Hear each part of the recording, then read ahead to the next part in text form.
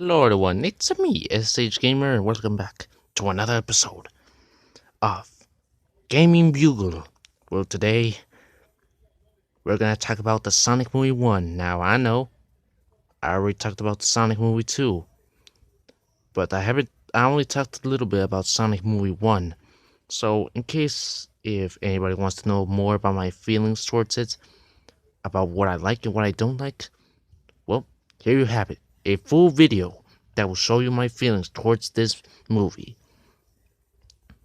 When I first found out about this movie, I wasn't really too sure about it, especially about the fact that Sonic's look mysteriously ugly. But surprised about the fact that they wanted Mario, Chris Pratt, to be the main human character. I was also surprised that it gave me Bumblebee vibes and Alvin the Chipmunk vibes.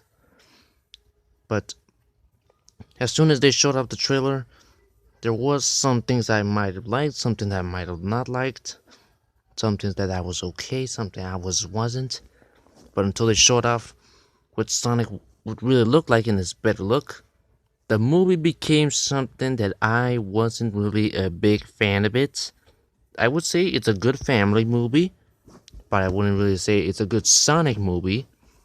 Although it does kind of remind me of the fact that back then they wanted to make a Sonic movie that would be like if Sonic was in the real world. But that was a long time ago. It was scrapped. But they literally did like some sort of reboot to that movie or something similar to that. So here we have it, Sonic Movie 1 from 2019. Or wait, yes, 2019. Yes, ladies and gentlemen.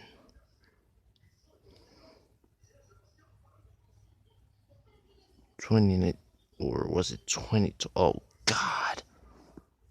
I'm pretty sure it's 2020. Well, anyways, folks, it is true that now the Sonic movie has taken a lot of money, has has a good pretty good box office, although it has a pretty small amount of budget. Probably because Hollywood and studios like to make it cheap when it comes to making movies with a little bit of CGI in it. But sometimes, kind of like with Space Jam, that had a human characters, but also focused on the animated characters. They had a lot of animation. Godzilla vs Kong. It had a bunch of animations focusing a lot on the CGI characters instead of just focusing on the humans. It really was an effect on movies sometimes, but sometimes when you give a balance to the CGI characters and the human characters, it does a real good effect on a movie. Even though maybe not everyone might get used to it, like even with Transformers or any other with CGI characters. The first thing I like about it is that they have Green Hill. Unfortunately, it was only for a little bit of time, and unfortunately, we didn't get to see a lot of it in the Sonic movie 2 either. I really like the fact how it looks like an island. Kind of reminds me of like maybe who knows, maybe could have been maybe it actually is Seaside Island, which is where Sonic and Tails first met. Which, if you saw the Sonic movie 2, you will have thoughts about how maybe they did the relationship and organs of how Sonic and Tails first met. Well, actually, it's kind of sad that they never really met on Seaside Island. It's kind of sad, but I guess. I like the fact that they showed up the Echidna tribe, also known as the Knuckles clan. Really like the fact they put the Echidnas right there. Would have been pretty cool to see any other sorts of Echidnas, like maybe like some of the others from the comics or from the games. Would have been pretty cool references. I like that the map that Sonic has the Master Emerald, showing that maybe the Chaos Emeralds could be out there in the world. Although I do wish that maybe it could have been in different planets. And I also feel like maybe the Master Emerald could have been something that could have been saved for later. especially about the fact that what happens in the end on Sonic the Hedgehog 3, Sonic and Knuckles, by the way. Very excited for Sonic Origins. Very excited, folks. I really want that game. They got me sold. Not sure about Sonic Frontiers, but Sonic Origins. Ladies and gentlemen, I'm here for the nostalgia. Even though I might not be that big of a Sonic fan, I want nostalgia. I want to go up. I want the hype of Sonic to go higher, folks. With Sonic Prime on the way, the Knuckles series, Sonic the Hedgehog 3, the movie, it the hype just has to go up somehow. Somehow, ladies and gentlemen. Somehow. Well, anyways, we also get introduced to the character of Tom, which is to become a friend, and he's a police from Green Hill. A little strange that they wanted Green Hills to be some sort of town, but I guess it's alright that they did something like that. Blanc as a some sort of like a father figure to Sonic. I thought it was pretty interesting. Although it would have been pretty interesting to see maybe hedgehogs, maybe a reference to like Sonic Underground or something like that. Would have been pretty cool. In case if you also don't know, back then there was also supposed to be an original villain, which were like these lizard creatures. By the way, in case if you guys don't know, these lizard creatures are actually gonna pop out in my new animated episode of the SSH series pretty soon. When I do my Sonic the Legendary Hedgehog episode, you will be seeing these lizard creatures. I'm not talking about Lyric, although, by the way, the Lyric is gonna pop out and he's gonna be the main villain. But not only that, you're also gonna see the lizards, which I kind of call them like the Ancients, which is what Lyric is. And because they're all lizards, I thought it'd be cool if they could all be the Ancients. I thought it'd be cool. But either way, they were supposed to be the villains, but because it wasn't like that common to the series, they wanted to go with Dr. Eggman, aka Dr. Robotnik, which is the main villain. Jim Carrey as the actor, I thought it was fine, although I do feel like he kind of over exaggerated a little bit with his goofy. I thought I'm okay with Goofy Eggman, but I do feel like maybe he could have been more of a menacing villain, instead of being all goofy and making jokes. But his acting was fine, his costume was fine, his entrance was fine.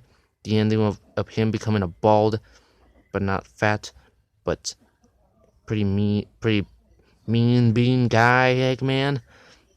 It's pretty cool, and I even like the reference that Sonic calls him Dr. Eggman because of his robot eggs. Kind of interesting to see if one day we'll see Dr. Robotnik being fat, and maybe Sonic will soon start to call him an egghead or a giant talking egg. It would have been pretty cool. Interesting choice for like a ship, even though it's not accurate, and also doesn't have like little ball thing, or has like missiles and guns. Interesting choice, but I guess it's alright. I like the robot designs that they have. It's egg shaped, not bad, pretty unique. Not like the other ones, but pretty unique design. Although it does kind of remind me a little bit like some of the robots from Sonic Boom. If you guys don't know, I'm pretty sure from the Sonic Boom cartoon, you guys pay attention. They were like little like round shaped robots. I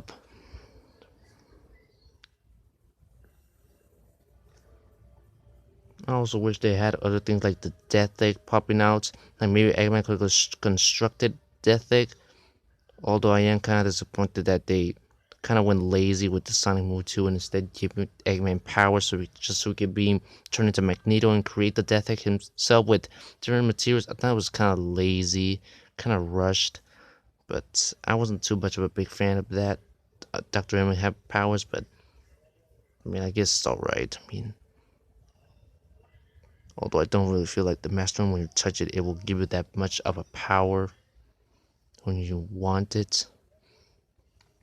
Either way, the relationship between Sonic and the humans is interesting. Crazy Carl tries to think that Sonic, aka Sonic, is real and tries to capture him. The relationship between the military and Eggman is Eggman and military trying to trying to capture him, trying to experiment with him. The relationship between Tom, Maddie, is that they're all friends, they're all family. And even the kid Jojo, giving them the iconic shoes, which I'm glad that now we have actual shoes for merchandise. Great job, Sega. I mean, Puma. I'm sorry, I forgot who it was. I am so sorry. Anyways, I like the fact that Sonic Quill contains a little bit of the super speed. Although I am wondering that maybe they could bring in Metal Sonic. Although it's kind of unfortunate. I did kind of heard that maybe he could have popped out in this movie, but unfortunately he did not. Interesting that San Francisco is not sort of city, although I do feel like maybe they could have renamed the San Francisco city into a different city, one that is similar to the ones from Sonic Adventure 1 or 2.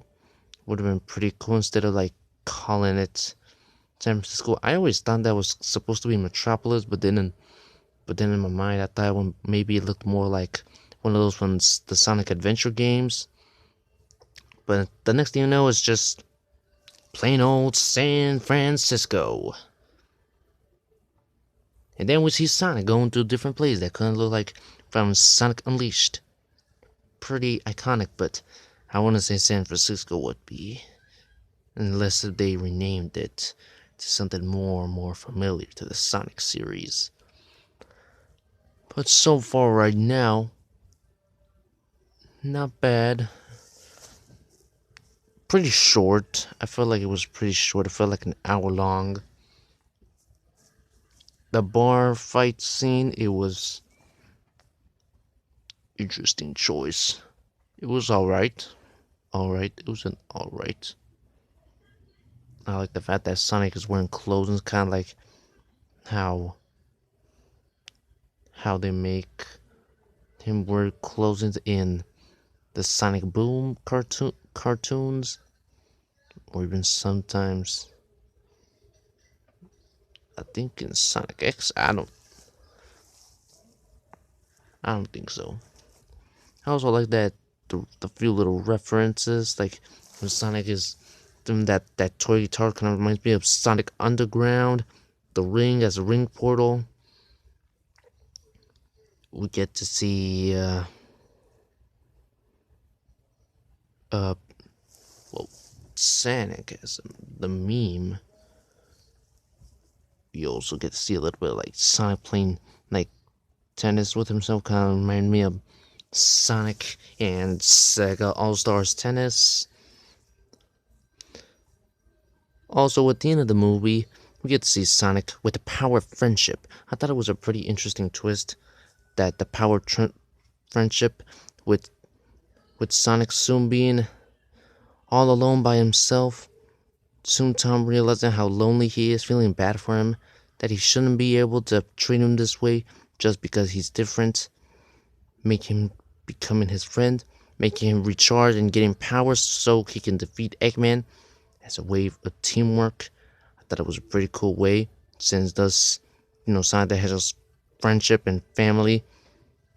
Not bad, a good message they gave.